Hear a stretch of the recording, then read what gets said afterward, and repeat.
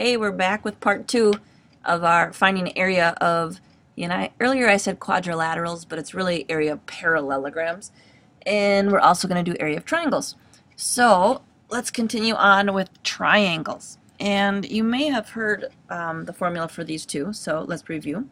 So if I want to find the area of this triangle, I want the inside of it.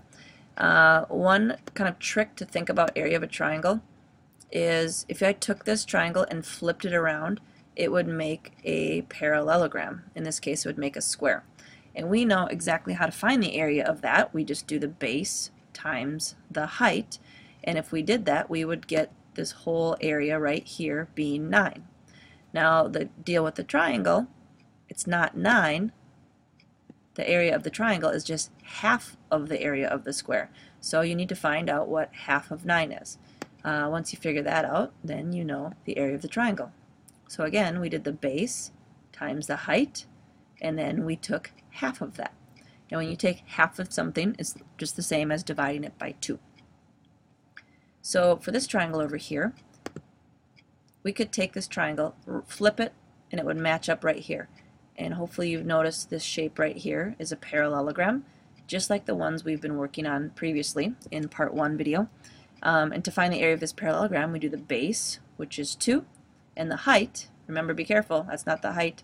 The height would be straight up here because you want the base and height to be 90 degrees. So the height, we could also go straight up here. The height would be 1, 2, 3, 4. So 2 times 4 equals 8. So this entire thing right here would be 8 square units. So again, the triangle is half of that, so I really need to do 8 divided by 2. So my triangle in this case would be 4. So the question is every triangle half of a parallelogram? Will that always work? Will we always do base times height and then divide it by 2 or find half of it? Well, let's check out. This is an equilateral triangle. You've been learning about those. Does that 2 of those make a parallelogram? Yep. 2 isosceles triangles over here. Some way we can fit them together. That would not, well, that would work too. That would work. Or this would work. Either way, there's your parallelogram. And you'll have your base and your height divided by 2. This scalene triangle, it's also a right triangle. If we put 2 of those together, that makes a parallelogram. And again, we do base times height, but then we want to cut it in half or divide by 2. So that's why we can use the formula base times height divided by 2 to find the area of a triangle.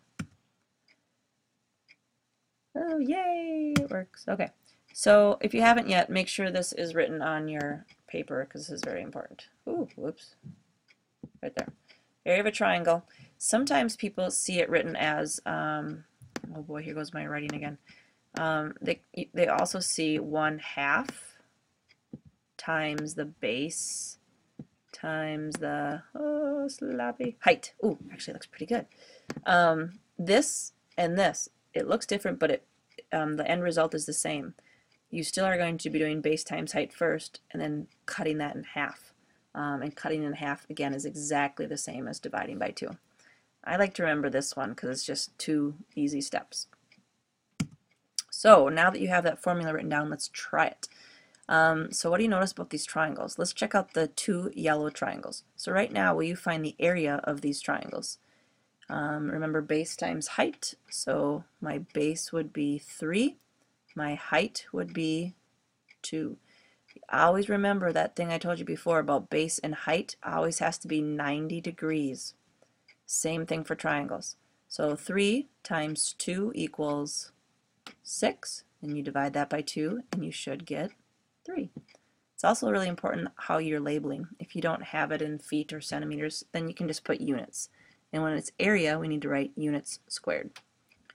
So this yellow triangle, let's try this one. My base is 1, 2, 3. And my height, now this is not your height because that's not 90 degrees. Not there. So one thing you can do with your height is maybe we can just draw a line right here. We want to make an exact 90-degree angle with my base. There we go. So I know this right here, oh, am I a little too far, would be my height, and that would be 1, 2. So 3 times 2 equals 6, and it's a triangle, so divide it by 2, and you get 3 units squared. And I bet you can guess the most common mistake that kids make when they do area of a triangle. They forget to divide it by 2. Don't forget to do that.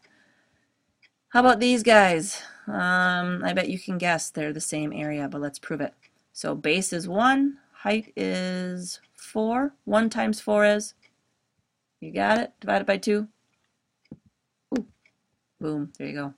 How about here? Base is 1. What in the world is my height? That's not my height. This gets really wacky. You ready to see where your height is? Ooh, let's do pink. We got to go straight up until we get even with the very top of it. So here's my height. Straight up there. Some people like to put it over here. They like to extend a line and then match up exactly. And so they say this is their height right here. So my height would be 4. Base is 1. Hopefully you figured that out. Divide it by 2. Again, you get 2 units squared. Alright, so you get to try these two on your own. Use a calculator if you need. Write your answers down. Pause the video. When you're done, come back.